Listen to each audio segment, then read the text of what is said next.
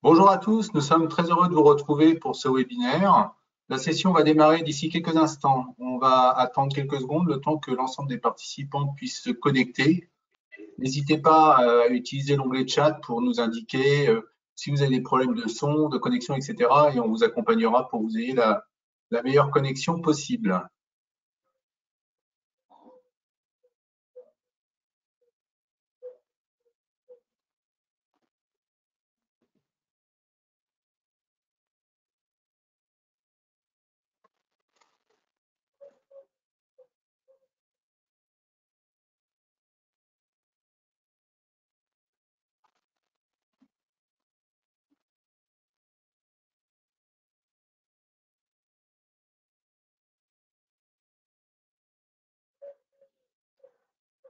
Tout a l'air de bien se passer pour les gens connectés.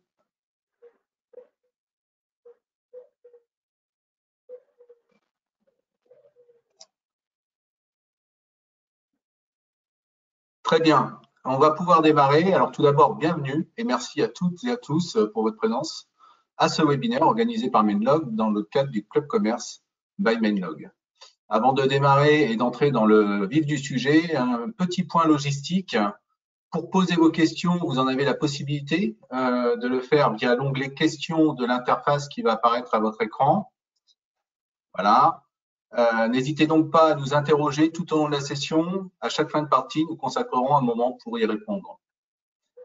Je suis François Beaucourt, en charge du marketing, de la communication et du business développement chez Menlog. Menlog est un éditeur de solutions d'encaissement et de pilotage de l'activité commerciale spécialisé dans les métiers de bouche. On équipe notamment plus de 2000 commerçants sur l'ensemble du territoire national. Alors, le choix de ce webinaire nous est venu très naturellement, compte tenu de la communication extrêmement soutenue qu'il y a eu sur le sujet du click and collect tout au long de la période de confinement. Et j'avoue que quelquefois, on s'y perd un peu. Qu'est-ce réellement que le click and collect? Est-il adapté à toutes les professions? Correspond-il réellement à une attente des consommateurs, que l'on soit positionné par exemple en zone rurale ou en zone urbaine? Est-il réellement compatible avec le business model des boulangers-pâtissiers? Alors, nous ne vous orienterons pas sur le prestataire à choisir, mais plutôt sur la solution qui vous est la mieux adaptée en tant que boulanger-pâtissier.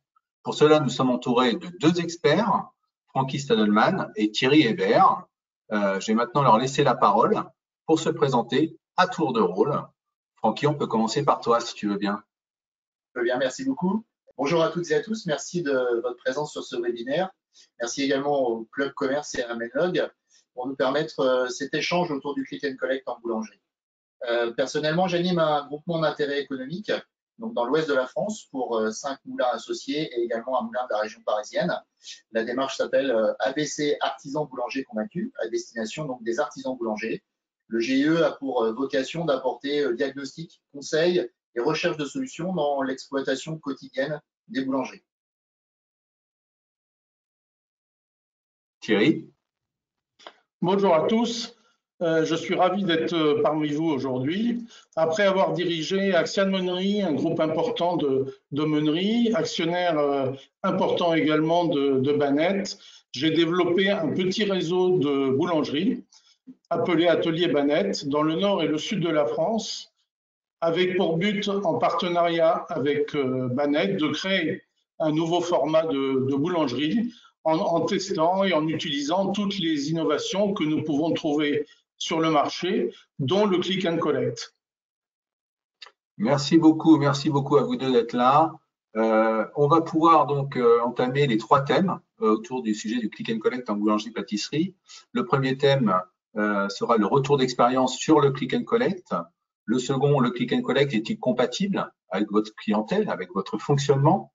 Et le troisième thème, un click and collect au service de votre stratégie. Pour le premier thème, on va commencer par toi, Thierry, si tu veux bien. Qu'as-tu mis en place comme click and collect dans les magasins à l'atelier Banette? Eh bien, nous avons mis en place ce service auprès de nos clients il y a plus de 2 ans. Suite aux enquêtes de satisfaction qu'on réalise régulièrement dans nos magasins, nous avons constaté qu'un certain nombre de clients se plaignaient des temps d'attente le midi, entre midi et 14 heures, pendant le rush de la pause déjeuner. Et nous avons pensé que c'était une bonne solution de mettre en place à ce moment-là un click and collect.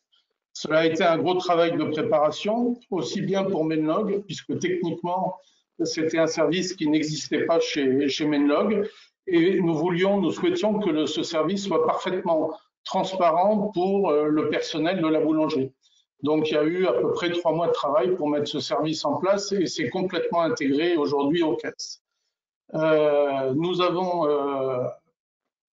vérifié également l'ergonomie des emballages, mis en place une base de données, d'articles et de photos de chaque produit.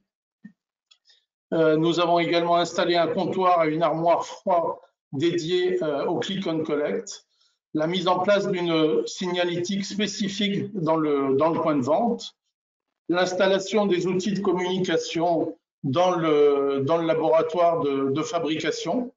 On pense aux écrans et à l'imprimante, puisqu'on reçoit les commandes sur un écran et elles sont imprimées ensuite et agrafées au paquet que nous remettons aux clients. Nous avons paramétré les heures du fonctionnement du service, très important, parce qu'on ne peut pas avoir toute une gamme à ce moment-là. On a fait une formation du personnel de production et de vente. Il faut également ouvrir un compte spécifique pour le paiement en ligne chez son partenaire financier. Et puis le plus important aussi, c'est développer une stratégie de communication pour faire connaître ce nouveau service auprès des clients. Parce que ce n'est pas en ayant demain un service qui se retrouve sur le net à la 12e page qu'on va pouvoir avoir des commandes. Donc, on doit automatiquement et nécessairement avoir une stratégie très forte de communication si on veut réussir dans ce domaine. Merci beaucoup. Alors, ça fait 2 ans à peu près que tu l'as installé dans tes boulangeries. Quel bilan en tires-tu? Eh bien, ça fait exactement 2 ans. Les résultats sont très modestes malgré les moyens investis. Présence sur les réseaux sociaux, promotion, distribution de coupons aux clients habituels. Comme le démarrage ne se faisait pas sentir, on a également utilisé les services de Uber pour les livraisons, parce qu'on s'est dit peut-être que le fait de ne pas livrer, c'est peut-être un frein. Les résultats aujourd'hui, on peut constater qu'on a 1 voire 2 ventes par jour maximum.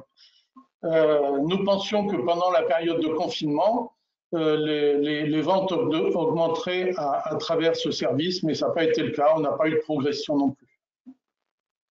D'accord. Alors, toi, Francky, qui est au contact des professionnels boulangers de différentes typologies, est-ce que tu peux nous dire quels bénéfices en attendent tes interlocuteurs du click and collect? Oui, les attentes sont un peu celles dont a parlé Thierry. Hein. Les artisans mettent souvent en place un click and collect pour favoriser la vente de restauration rapide sur le service du midi et essayer d'accélérer le service et de limiter le temps d'attente. C'est aussi permettre aux clients qui viennent uniquement pour du pain, finalement, de conserver un service rapide, même pendant ce service très soutenu. Au-delà, on a un pourcentage très faible des boulangers qui ont mis en place le click and collect, hein, c'est moins de 10% des boulangers. Et généralement, ce sont des boulangeries qui proposent une offre importante de snacking. Alors, les moyennes de vente, c'est 3 à 4 par jour. Ça correspond à peu près aux chiffres qu'avance Thierry. Pendant le confinement, il y a eu par contre une explosion des inscriptions au service. Mais ça ne s'est pas traduit par un décollement des commandes quotidiennes. C'est 1 ou 2 de plus généralement. Donc, on reste quand même sur des résultats également modestes. Toutefois, malgré ce faible rendement, les boulangers qui ont mis en place ce système continuent l'action. Ils veulent persévérer dans cette action et considèrent que c'est aussi une action de communication et un service supplémentaire qu'ils peuvent offrir à leurs clients. Très bien, merci beaucoup. On va passer aux questions-réponses sur ce premier point. N'hésitez pas à poser vos questions via l'onglet chat. Il y a plusieurs qui tombent. Alors, l'expérience de Thierry ne semble pas réussie. Est-ce qu'il le referait si c'était à refaire? Thierry, tu le referais si c'était à refaire? Je pense que oui, puisque d'abord, ça nous a forcé à nous organiser, à analyser les choses avant de les mettre en place. Donc, ça a permis de vraiment d'avancer. Sur les équipes, ça leur a permis aussi de se mobiliser autour d'un projet à ce moment-là, puisque vraiment les temps d'attente étaient notamment toujours pareil au moment du rush, c'était important et il fallait trouver des solutions par rapport à ça. Bon, depuis, on a trouvé d'autres solutions qui permettent de fluidiser les clients pendant ce moment-là. Mais en tout cas, ça n'a pas été cette solution-là. Mais je recommencerai parce que je pense il est possible que ça soit un service d'avenir, mais ça ne l'est pas aujourd'hui. Peut-être nous avons commencé trop tôt, je ne sais pas. J'ai une autre question, merci pour ta réponse. Quels sont les freins qui ont fait que Click and Collect ne décolle pas? Thierry ou Francky, quels ont été selon vous les freins? Moi, d'abord, il faut avoir une bonne. Si je commence, hein, Francky, c'est du vécu, donc j'ai été dedans. Il faut évidemment avoir une bonne communication, et il est très difficile d'être en première page sur le web. Donc, si on n'est pas en première page sur le web, le client qui cherche sandwicherie, qui cherche boulangerie, il y en a 50 ou 60 qui arrivent, et si on n'est pas en tête de liste, on passe à la trappe. Donc là, il faut avoir préalablement installé une notoriété aussi du point de vente pour que ça fonctionne.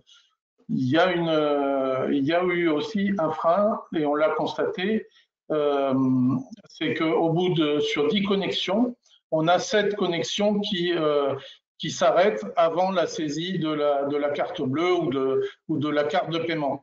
Donc les gens sont encore un peu réfractaires à donner leurs coordonnées bancaires. Après, encore une fois, je ne sais pas si la boulangerie est adaptée au click and collect, mais je crois qu'on va aborder le point un peu plus loin.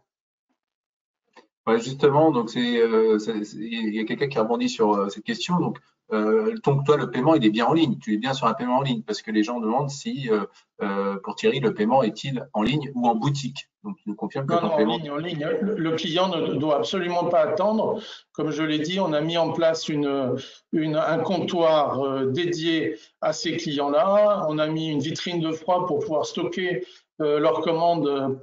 Ils peuvent arriver à une demi-heure près, donc il faut pouvoir stocker les produits dans de bonnes conditions. Donc c'est vraiment un service complet qui doit être très rapide. Donc il n'y a pas de paiement en boutique. Merci beaucoup. Dernière question. D'après le retour de Thierry et Francky, est-ce que les consommateurs consomment la même chose qu'en boutique ou est-ce une consommation différente avec le Click and Collect? Francky, vas-y. Hein. C'est pas simple de répondre à cette question compte tenu de la volumétrie des commandes qu'on a en ligne. Ce qu'on peut constater, c'est qu'on a généralement un ticket moyen qui est supérieur au ticket moyen global des ventes, mais c'est sur 4 ou 5 ventes quotidiennes de déterminer un fil conducteur sur la consommation du click and collect. C'est quasiment difficile. Thierry, qui lui l'a mis à plus grande échelle, a peut-être plus une réponse sur cette question, en tout cas plus fine s'il a fait les analyses.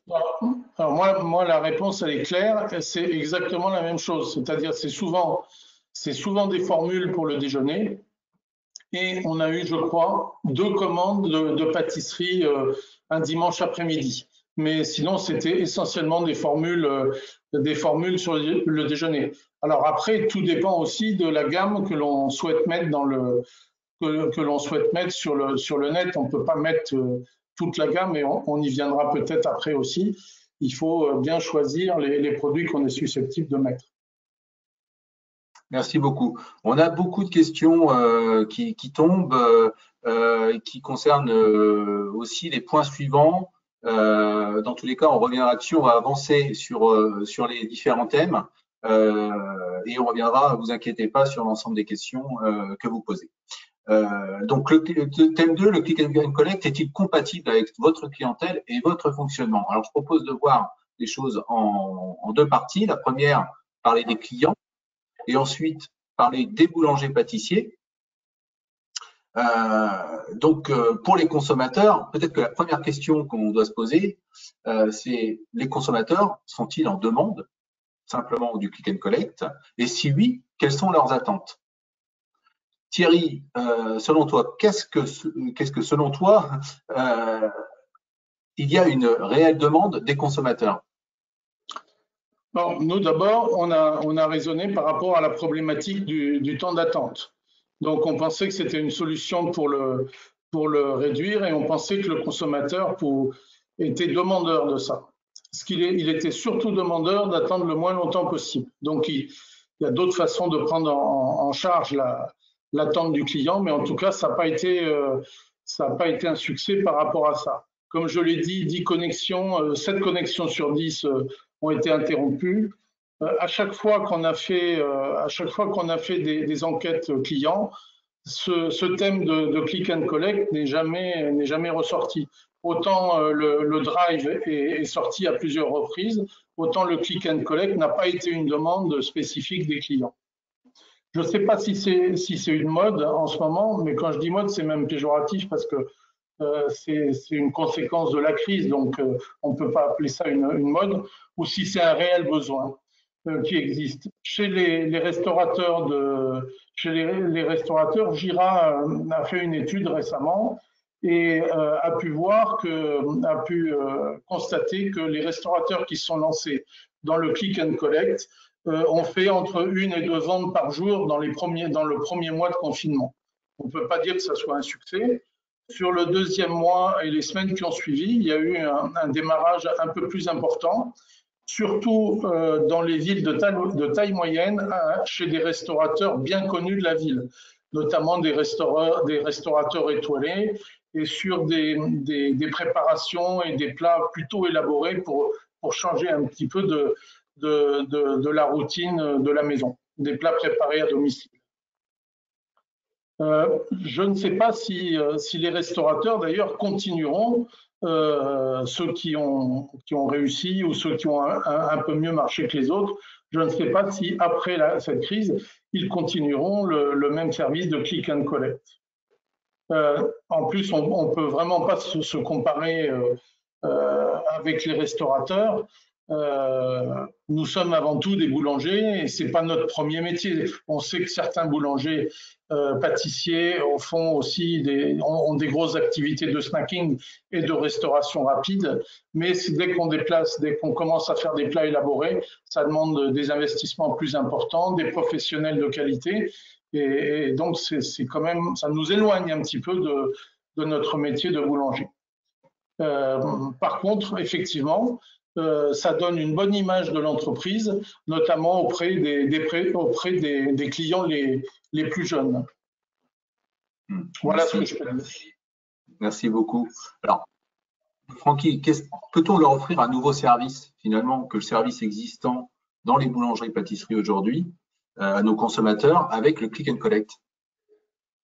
Moi, je voudrais rebondir sur ce que disait Thierry, c'est-à-dire qu'il est difficile, voire impossible, de trouver une véritable étude sur le besoin des consommateurs du click and collect en boulangerie. Aujourd'hui, les différentes études de consommateurs qui ont été faites par l'Observatoire du pain, le Crédoc, CHD Expert, montrent un certain nombre d'attentes du consommateur. Alors, ce que je vais dire, c'est à prendre quand même avec un petit peu de recul, puisque la plupart des études aujourd'hui sont évidemment datent d'avant la crise sanitaire. Donc peut-être qu'il y aura des modifications, mais ce qu'attend finalement le consommateur, selon les études, encore une fois, de l'Observatoire du pain, du Crédoc, de CHD Expert, en premier, c'est la qualité du produit. Et à ce titre, l'artisan boulanger est toujours plébiscité par 80% des Français. Et la qualité attendue passe aussi par une attention de plus en plus importante sur les circuits courts, sur la nouvelle tendance du sang, le sans pesticides, le sans gluten, le moins de sel, le moins de sucre, etc. Il y a aussi une attente sur la proximité, l'emplacement proche de son domicile ou de son lieu de travail, la propreté de la surface de vente, son agencement, le parcours client, la qualité de service avec la disponibilité également de pain frais et chaud à toute heure, des produits adaptés à chaque instant de consommation, la qualité de la relation client, le personnel de vente qui connaît parfaitement ses produits et que le client finalement passe un bon moment dans la boulangerie lorsqu'il va consommer. Et assez loin derrière, on trouve le prix. Le prix est relatif. Les clients sont prêts à payer plus cher pour de la qualité, quitte à consommer moins. Alors, ce dernier point, pour moi, il sera vraiment à surveiller après la crise sanitaire et la crise économique qui se profile. Également, sur la propreté et les mesures sanitaires, est-ce que ce ne seront pas les priorités des consommateurs de demain? En fait, on s'aperçoit que les consommateurs, ils apprécient de venir en boulangerie pour voir les produits avant d'acheter. Et même s'il y a une certaine préméditation de l'acte d'achat, notamment sur le service du midi, il y a toujours cet achat d'impulsion de dernière minute avec le produit appétissant qui est en vitrine, le produit tournant, le produit du jour. Donc, c'est vraiment ce qu'attendent aujourd'hui, en tout cas ce qu'attendaient hier les consommateurs. Moi, le click and collect, je vais plutôt poser des questions. Est-ce qu'il peut aujourd'hui offrir une offre différente de l'offre en boulangerie? C'est peut-être une réponse. C'est peut-être une réponse. Est-ce qu'on peut avoir l'assurance du produit disponible lorsqu'on fait du click and collect? Ça veut dire que je fais la commande sur le click and collect et je suis sûr d'avoir le produit lorsque je vais en boulangerie. Est-ce qu'il y aura le côté sécurité sanitaire pour éviter la file d'attente? Est-ce qu'il peut être saisonnier le click and collect? Puisque finalement aujourd'hui, la plupart des boulangeries font du click and collect sur des saisons particulières comme Pâques ou Noël, où ils prennent des commandes en avance, ils les assemblent et ensuite ils vont les distribuer à leurs clients. En résumé, moi je pense que le click and collect, c'est un grand absent des études consommateurs en boulangerie. Donc finalement, les attentes des consommateurs, ça boucle bien sur les fondamentaux du métier, dont a parlé Thierry également tout à l'heure. Par contre, est-ce que la crise va modifier les priorités des consommateurs? Ouais, très pertinent, merci beaucoup. Alors passons maintenant au boulanger. On va parler du consommateur, passons au boulanger sur l'impact du click and collect, ses capacités à pouvoir mettre le click and collect chez lui. Quels sont les impacts potentiels sur l'organisation dans la boulangerie, tant en termes de capacité de l'entreprise, de personnel de vente, personnel de production, espace de vente, gamme et organisation horaire, etc. Thierry? Il faut une très bonne organisation. Il faut tenir à jour une photothèque de tous les produits susceptibles d'être commercialisés à travers ce service. Donc, il faut bien regarder qu'il y a les produits de saison, on ne vend pas toute l'année les mêmes produits. Donc, il faut avoir tout ça dans la photothèque pour pouvoir les rajouter, les retirer en fonction des disponibilités de la base du service. Il faut s'assurer que la production va bien les fabriquer. Donc, ça veut dire que la veille au soir, ou la veille dans la journée, il faut dire à la production voilà ce qu'il me faut pour demain et on ne peut pas y déroger, ce qui n'est pas toujours une mince affaire. Il faut tenir en permanence les stocks, parce que si vous mettez en ligne un produit qui n'est plus en capacité d'être vendu, on va faire un client mécontent. Donc, dès qu'un article n'est plus disponible, comme en boulangerie artisanale, il faut quand même un certain temps pour refabriquer des produits. Donc, il faut, dès que le produit n'est plus disponible, le retirer de la vente. Et puis aussi, il faut que cette boutique de vente en ligne soit aussi attractive que la boutique elle-même, avec les mêmes services, pouvoir prendre de la carte de crédit, pouvoir prendre du ticket restaurant, pouvoir avoir des formules déjeuner et tout ce qu'on le retrouve habituellement dans la boutique. Si on a une gamme trop restreinte, des services trop restreints, on a le risque automatiquement d'avoir une défection assez rapide des clients sur le service. Francky, tu peux compléter ce que vient de dire Thierry? Oui, je rejoins Thierry. Hein, c'est loin d'être simple de mettre en place un click and collect, surtout quand on pense coupe-fil pour le click and collect. Donc, ça veut dire qu'il va falloir monopoliser forcément du personnel pour pouvoir gérer ce click and collect. Donc, comment on le met en place dans une petite structure avec 1 à 2 personnes en vente, par exemple, sur le service du midi? On connaît, je rejoins Thierry, on connaît les contraintes de production hein, sur de nombreux produits qu'on a attaqués la veille. Comment garantir leur disponibilité?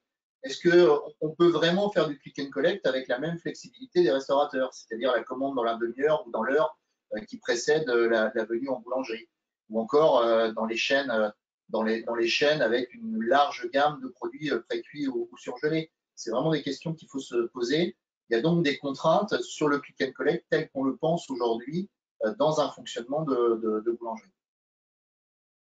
Merci beaucoup. On va passer aux questions-réponses, justement pour poursuivre exactement ce que tu viens de dire, Francky. Il y a une question, c'est est-ce que le click and collect répond aux besoins du consommateur pour les commandes de pain spécifiquement? Oui, non. Est-ce qu'on peut imaginer qu'un click and collect pour une baguette fonctionne? Je ne sais pas. Encore une fois, ça implique, si c'est un coup de fil, si un client veut commander sa baguette par click and collect, il commande sa baguette en click and collect, il vient en boulangerie, ça veut dire qu'il va donc falloir mettre en place ce coup de fil. Est-ce que c'est rationnel? Thierry peut répondre à cette question, je pense aussi. Nous, en ligne, on a mis évidemment toutes les baguettes que propose Banette. On a mis les pains spéciaux. Ça peut se concevoir pour des gens et ça pouvait être le cas, mais ça n'a pas fonctionné pendant cette période de confinement. On a vu augmenter de façon très importante la vente de pains spéciaux, notamment de pains spéciaux tranchés. Ça a été multiplié par 3 ou par 4 et on a eu à certains moments des gens qui ronchonnaient parce qu'il n'y avait pas la disponibilité suffisante. Cela dit, on leur a proposé de commander aussi bien en call and collect, donc par téléphone et de venir après à la boutique de payer, quand click and collect, mais ils sont toujours dans l'urgence et c'est pas un achat réfléchi et ils considèrent que quand ils vont chez leur boulanger, parce que nous sommes leur boulanger, nous devons avoir tous les produits à disposition. Par contre, ça peut se concevoir sur des produits spécifiques, des produits qui ont fait l'objet d'une création ou d'une recherche par le boulanger et qu'on ne trouve que chez ce boulanger. Auquel cas, pour ne pas manquer, pour ne pas être surpris quand on vient dans la boulangerie, d'être sûr de trouver le produit que l'on souhaite. Mais normalement, dans une boulangerie qui est super opérationnelle, elle doit avoir tous les produits et toute sa gamme, de son ouverture jusqu'à la fermeture, surtout en pain. Alors justement, ça permet de rebondir sur notre question. Quelle est la différence entre un drive et un click and collect finalement? Alors, c'est complètement différent. Le drive, c'est en fin de compte un comptoir de vente qui se trouve à l'extérieur et le client peut acheter, pareil, une gamme restreinte puisqu'il n'a pas vu sur l'ensemble des produits. J'en ai vu un sur la ville de Chartres qui avait réussi à installer une vitrine réfrigérée à côté de la caisse du drive. Et donc, la personne vient, choisit ses produits, on lui prépare et il paye directement sans descendre de sa voiture. Donc, alors que le click and collect, vous commandez, vous payez de chez vous et vous venez enlever le produit dans la boulangerie. J'espère que j'ai été clair. Tu peux compléter, Francky, si tu veux. C'est le cas. Non, Thierry a été parfaitement clair et précis, donc rien à rajouter. Merci beaucoup. On va passer au troisième thème, qui est le click and collect au service de votre stratégie. Alors, si on doit faire un premier bilan à ce stade du webinaire, on sait que le click and collect doit prendre en compte les besoins du consommateur et les capacités de l'entreprise. Thierry, pour toi, comment l'outil click and collect doit-il s'intégrer dans la stratégie de ton entreprise? On a commencé à en parler tout à l'heure. Le commerçant doit être ouvert d'esprit, ouvert sur les outils digitaux et ouvert sur les réseaux sociaux et tout le commerce digital qui se fait aujourd'hui. Il faut également aussi avoir déjà les fondamentaux du métier bien ancrés dans l'entreprise. Toute la partie service, propreté, il faut que ça roule. Il ne faut pas commencer à se lancer dans un click and collect si déjà on n'est pas sûr que l'ensemble des services que l'on offre aux clients au quotidien ne sont pas irréprochables. En l'état actuel des choses, nous considérons que c'est un service que nous proposons, mais en aucun cas un fer de lance de l'entreprise. Et en ce qui nous concerne, nous avons peut-être commencé trop tôt, je l'ai dit tout à l'heure, mais que la tendance va peut-être changer. Je suis dans l'expectative, mais j'ai pas d'autres. Je sais que si on n'intègre pas toute la communication avec, ça ne marchera de toute façon pas. Donc, ça demande quand même, au-delà de l'investissement, de l'abonnement qu'on peut payer aux prestataires, ça demande beaucoup d'investissement et en personnel et en communication. Merci beaucoup. Alors, Francky, selon toi, comment s'y prendre pour construire sa stratégie Click and Collect? Moi, je rejoins Thierry totalement sur les fondamentaux du métier. Hein. Il est nécessaire de s'assurer que l'expérience client soit déjà au top dans sa boulangerie avant de se lancer dans une telle aventure. Parce qu'il va y avoir de l'énergie à déployer pour pouvoir mettre en place le click and collect. Il est indispensable de construire un vrai cahier des charges et d'interroger aussi ses clients, de regarder ses capacités en termes de ressources humaines et de production. Le click and collect, Thierry l'a bien précisé, ça doit être un outil au service de la stratégie d'entreprise. On doit répondre à une certaine problématique et mettre en place des indicateurs pour mesurer la réussite. Le coût d'investissement et les espérances de retour sur investissement sont aussi importants. Mais peut-être qu'il n'a pas de retour sur investissement. Et ça peut rentrer en ligne de compte dans une certaine stratégie.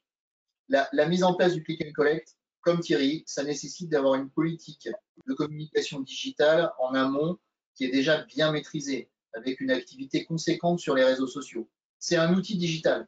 Donc la présence digitale de la boulangerie en amont de mettre en place le click and collect est forcément nécessaire. On a beaucoup parlé de l'offre produit aussi disponible dans le click and collect. Il est important de réfléchir à cette gamme. Est-ce que c'est la même qu'en magasin? Est-ce qu'on fait différemment? Avec l'importance de prendre en compte la production et la capacité éventuelle à reproduire en direct pour limiter les ruptures des produits disponibles sur le click and collect. La gestion des ruptures et du retrait de la disponibilité en ligne des produits est un élément important à prendre en compte.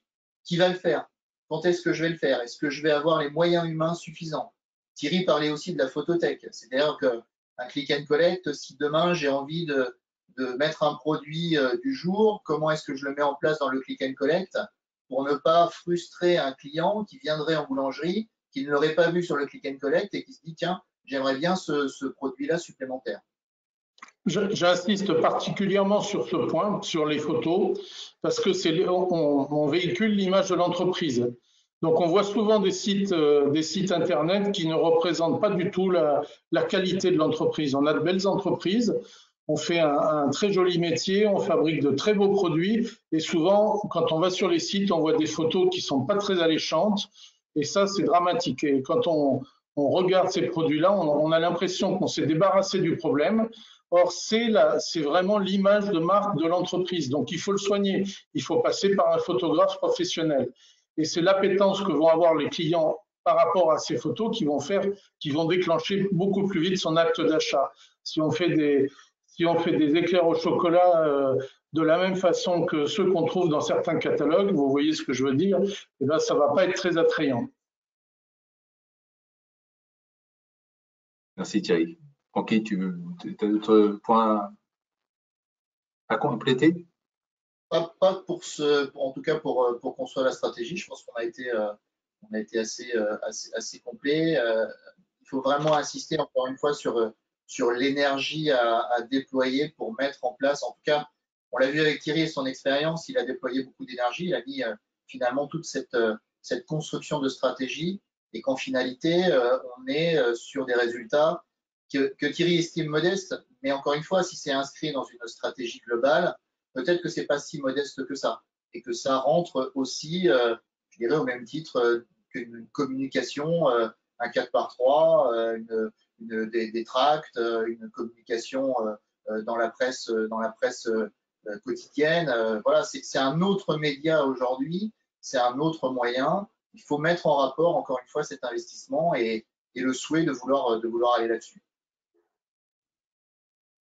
Alors, est-ce que tu peux nous donner quelques exemples, finalement, de stratégies cohérentes? Alors, cohérente, je ne sais pas, c'est des exemples de stratégie, mais on peut imaginer lier, si on a un programme de fidélité, et notamment via des cartes de fidélité électroniques, on peut lier le click and collect avec le programme de fidélité. On peut peut-être aussi, par le biais du click and collect, chercher à dynamiser des périodes faibles. Par exemple, par la création d'une offre différente, un panier repas du soir, un panier pique-nique, un panier du week-end. J'ai en tête un exemple d'un boulanger qui a mis en place par Facebook des précommandes avec une box pour les samedis soirs. Et à ce jour, alors après, bien sûr, une grosse période de rodage, il fait 60 à 70 commandes tous les samedis soirs. Donc ça, c'est une stratégie qui est intéressante et pertinente. On peut s'associer aussi peut-être avec un groupement de commerçants pour avoir un panier beaucoup plus complet. On peut utiliser aussi le click and collect peut-être uniquement pour les entreprises, et notamment pour les plateaux repas, pour les viennoiseries du matin en précommande la veille. On peut éventuellement aller chercher des clients peut-être plus lointains, avec un passage uniquement par semaine, et donc là avoir plutôt les grosses pièces ou les pains spéciaux ou des produits tournants. On peut peut-être aussi vraiment utiliser, comme je le disais tout à l'heure, le click and collect comme un élément de communication, au même titre qu'un tract, qu'un panneau publicitaire. Et donc, par essence, c'est plus difficilement mesurable sur le retour sur investissement. Et peut-être que de ne pas utiliser le click and collect, c'est aussi une bonne stratégie. Merci, merci. On va passer justement aux questions-réponses. Il y en a une qui tombe à pic. C'est quelques ventes par jour. Est-ce que finalement on génère une croissance de CA avec le click and collect et est-ce rentable? Je crois que c'est la question qu'on se pose depuis le début de ce webinaire. Est-ce que vous pouvez répondre à cette question? Nous, c'était, comme je l'ai dit au début, ce n'était pas une question de rentabilité au départ, puisque c'était une question d'amélioration du service auprès de nos clients pour solutionner les temps d'attente. Donc, on ne se posait pas la question de la même façon pour accroître un chiffre d'affaires, mais pour apporter un meilleur service aux clients.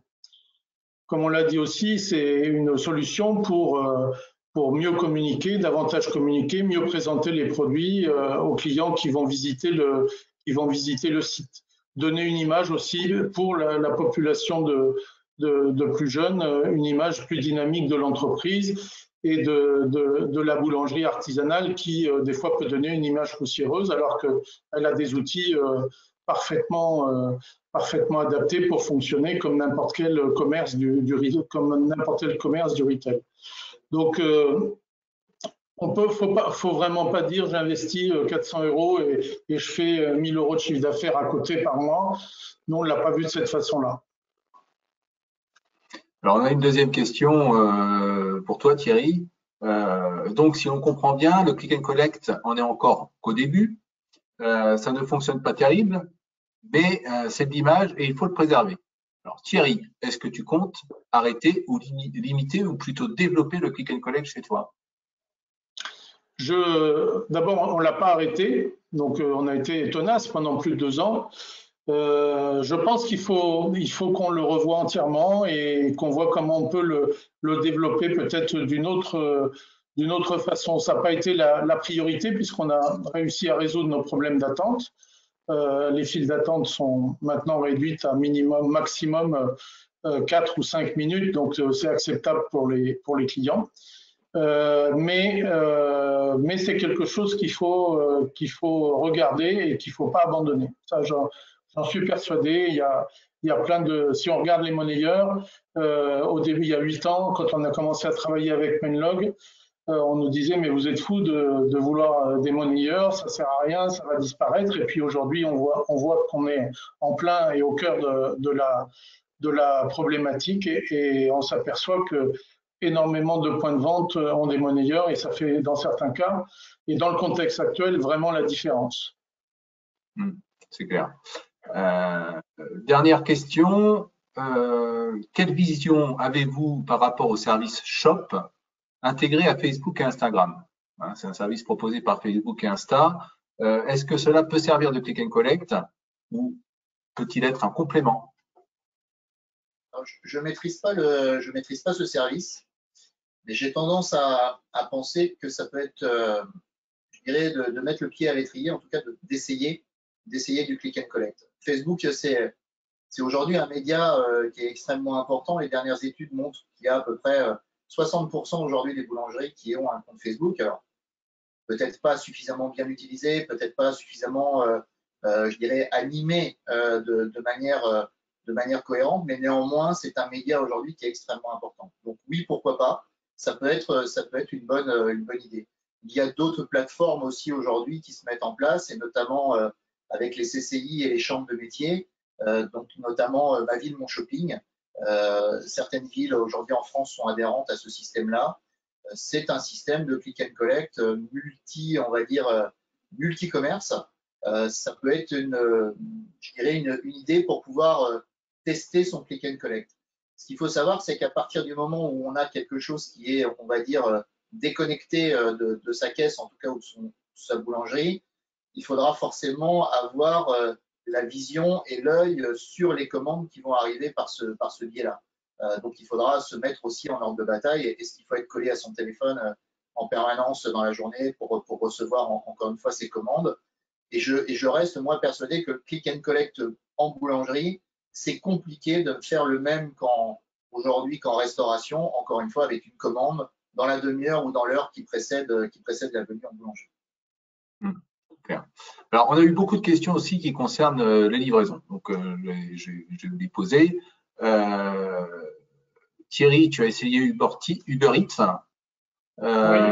As-tu essayé d'autres prestataires de livraison? Non, parce que sur les zones où on était, c'était le plus performant. On essaie d'avoir quelque chose d'intégré pour l'ensemble des points de vente et celui qui était le plus présent et le plus développé autour des points de vente dans lesquels on était, puisque je crois qu'on ne doit pas être à plus de 7 minutes à vélo. Donc ça limite un peu la zone mais ça pas, et pourtant sur certains points de vente on est dans des zones d'activité, mais ça n'a pas été un succès non plus. Mais moi le ressenti que j'ai, c'est que les clients même de 25-30 ans, même s'ils sont dans leur bureau, ils vont facilement sur le net pour chercher un sushi, pour chercher un produit un peu spécifique, alors que dans leur idée, c'est pas la boulangerie n'est pas un produit spécifique, c'est quelque chose qui est plutôt assez commun, et on est sûr de se rendre, quand on se rend dans son point de vente de boulangerie, dans sa boulangerie, on trouve l'ensemble de la gamme et on trouve tout ce qu'on veut sans problème. C'est rare de tomber en rupture aujourd'hui, dans les boulangeries d'aujourd'hui, de tomber en rupture de pain ou de pâtisserie. On n'est plus à l'époque où les boulangers cuisaient le matin et puis c'était fini pour la journée. Donc je pense que là, il y a eu des gros efforts de fait des artisans boulangers. Et donc, il y en a très peu maintenant qui arrêtent les cuissons en fin de matinée, quoi. Donc, on apporte un tel service qualitatif à nos clients aujourd'hui qu'ils ne se posent pas cette question-là. Alors que certains sushis, certains produits spécifiques en restauration, ben, c'est à titre de garantie d'être sûr de trouver le produit qu'on cherche. Sur le pain, c'est moins gênant. C'est mon ressenti. Merci beaucoup. On va donc conclure sur ces 3 points. Donc pour résumer, le click and collect doit être un outil totalement intégré dans votre stratégie globale, notamment digitale, et dans votre business model.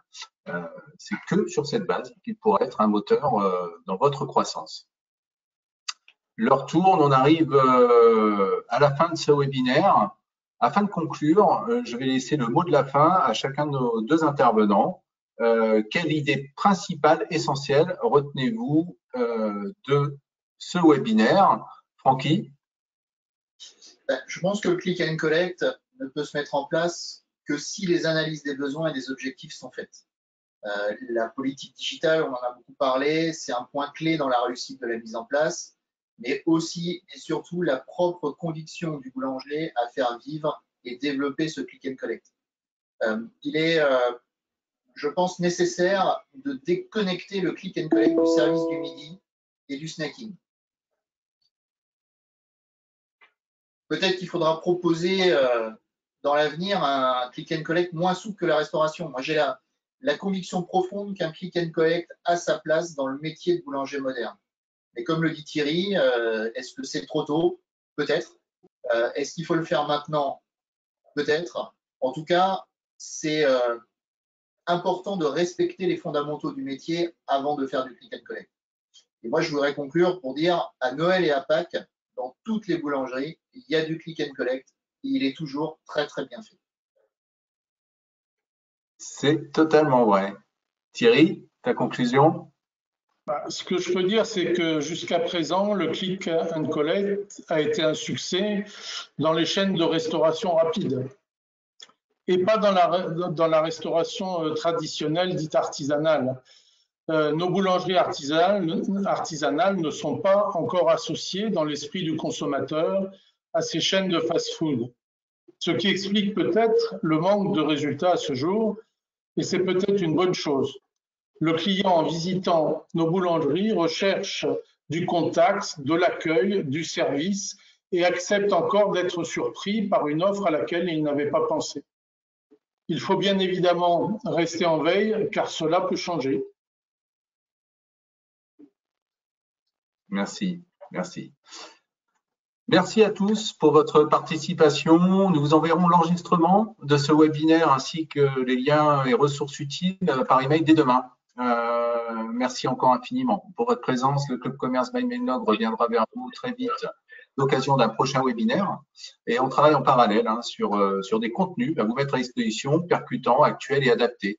Et ce, tout au long de l'année. On va à présent mettre fin à ce webinaire. Cependant, nous restons connectés. Donc, vous pouvez continuer à poser vos questions et nous vous y répondrons en back-office. Encore merci. À très bientôt. Passez une excellente journée. Au revoir. Merci à tous et bon courage. Merci, au revoir, à bientôt.